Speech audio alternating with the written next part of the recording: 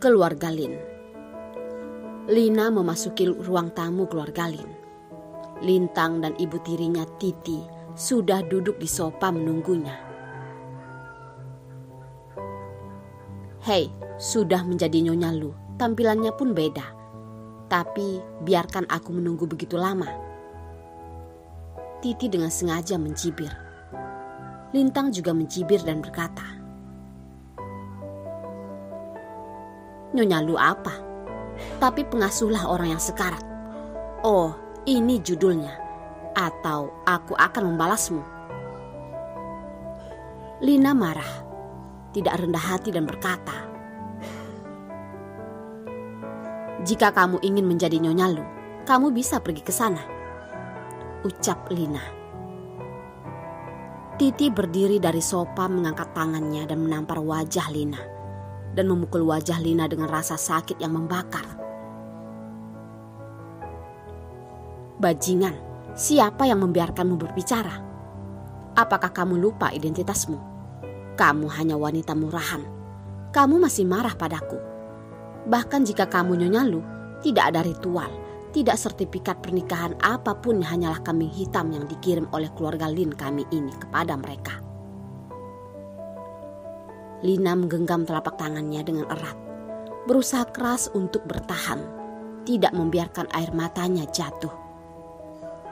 Dia tidak ingin menangis di depan orang-orang ini.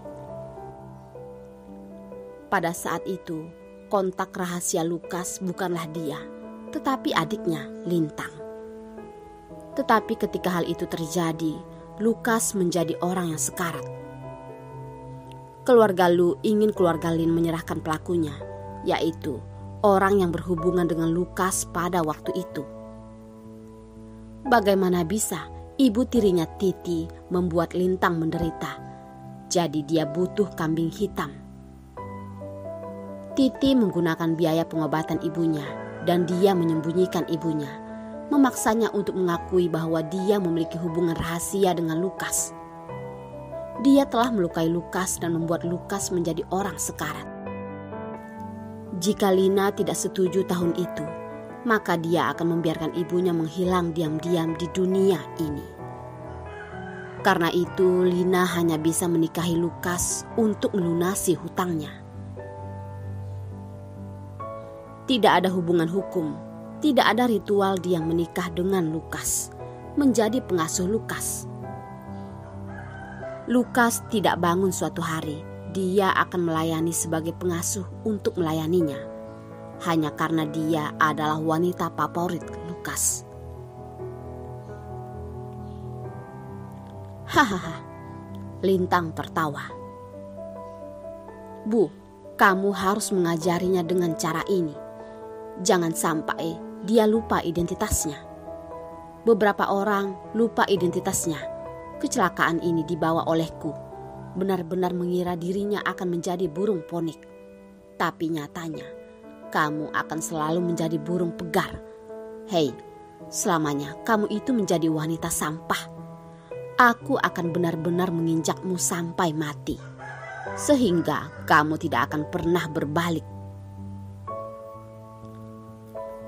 Lina mendengarkan kata-kata yang memalukan dan tubuhnya bergetar. Dia benar-benar ingin kembali marah. Siapa wanita sampah itu?